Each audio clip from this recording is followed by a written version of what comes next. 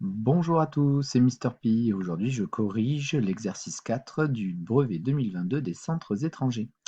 Donc nous avons à faire un exercice Scratch qui était très long, mais en fait les questions n'étaient pas si compliquées que ça. Alors, toutes les longueurs sont exprimées en pixels. La partie A. Un professeur donne à ses élèves un motif en forme de parallélogramme et le script en partie rédigé qui permet de tracer ce motif.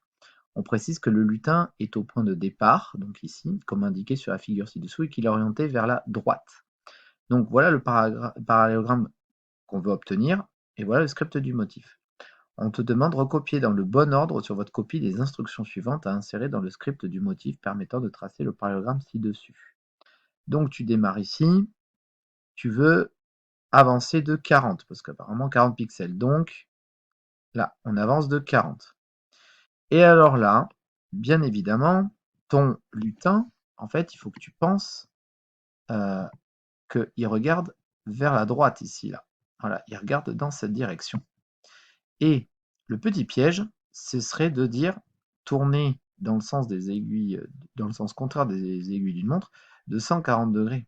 Et non, en fait, tu veux que ton lutin, lui, il ne tourne que de cet angle-là, pour ensuite aller dans cette direction-là. Ce qui fait que tu ne vas pas lui demander de tourner de 140 degrés d'abord. Tu vas d'abord lui demander de tourner l'angle le supplémentaire par rapport à 140 degrés, donc par rapport à l'angle plat qui fait 180 degrés. Là, ça va être un angle de 40 degrés. Donc ça va être ta première étiquette que tu vas mettre donc ici. Ensuite, bien évidemment, tu vas avancer de 30 pixels, donc ta deuxième étiquette. Et enfin, ensuite, alors du coup, ton lutin, il regarde dans cette direction-là. Mais toi, tu veux qu'il tourne. Et en fait, ça va correspondre à tourner de 140 degrés. Puisque l'angle à l'intérieur, là, va faire 40 degrés. Parce qu'il est à l'opposé. Voilà. Donc ici, ça fait tourner de 140 degrés. Donc voilà ta troisième étiquette. Voilà. Alors, si tu n'es pas convaincu, on va le faire en direct. Donc voilà, là on est sur Scratch. Donc on a dit que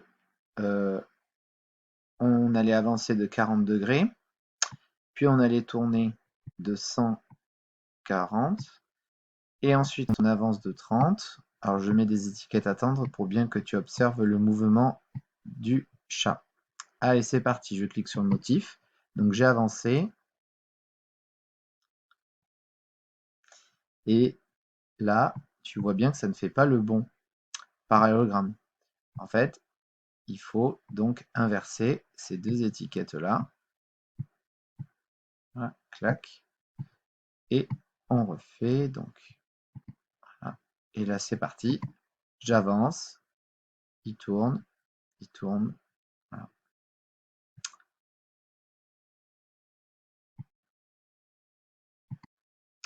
Ensuite, partie B. Le professeur demande ensuite à ses élèves d'intégrer ce script dans un programme de leur choix permettant de tracer des figures composées de plusieurs de ces motifs. Voici le programme écrit par deux des élèves. Donc on a programme de l'élève A. Quand flèche droite est pressée, efface tout, va à tel endroit, s'orienter à 90 degrés, donc ça veut dire regarde à droite, et répète 9 fois, stylo en position d'écriture, fais le motif, relève le stylo et avance de 50. Et on répète ça 9 fois. Alors que le programme de l'élève B, c'est quand la touche espace est pressée, efface tout, va à l'origine du repère, stylo en position d'écriture, et répète 9 fois le motif en tournant dans le sens inverse des aiguilles d'une montre de 40 degrés et relève le stylo à la fin. Donc question 1. Quelle action au clavier permet de lancer le programme de l'élève B?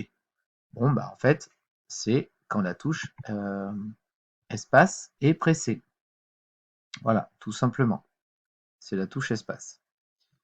Parmi les figures suivantes, indiquées ici sans justifier, laquelle est obtenue avec le programme de l'élève A? Alors, le programme de l'élève A. On va répéter 9 fois le motif du parallélogramme, on va relever le stylo et on va avancer de 50. Donc, vu qu'on ne tourne pas autour d'un point, ça ne peut pas être les figures 2 et 4. Donc c'est forcément 1 et 2. Alors, vu qu'on fait le parallélogramme, qu'on relève le stylo et qu'on avance de 50, il y a de fortes chances que, du coup, ce soit la 1. Alors, je vais te le montrer en direct.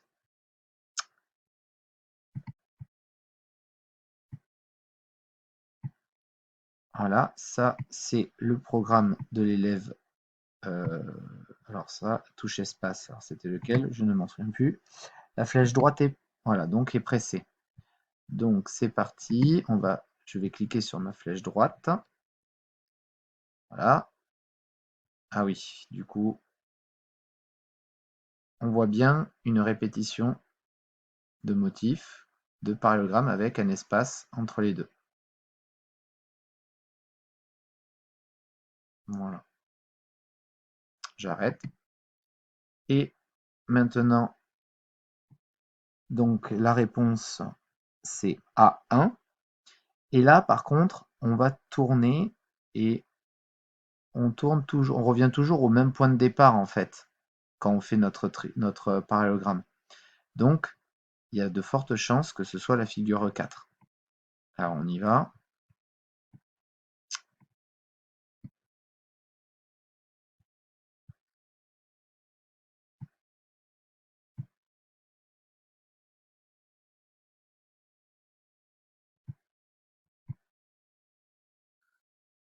Tu vois, à chaque fois, le chat, il revient au point de départ et il tourne de 40 degrés et il refait un nouveau motif. Donc, on obtient bien le motif qu'on nous proposait, c'est-à-dire le 4, figure 4. Voilà. Alors, à chaque fois, j'ai oublié de relever le stylo quand j'ai commencé mes programmes.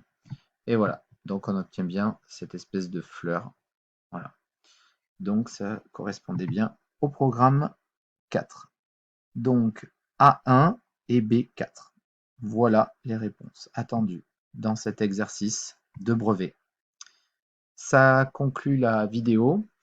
J'espère que tu as apprécié et que tu as appris des choses.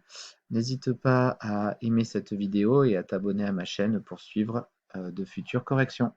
Au revoir!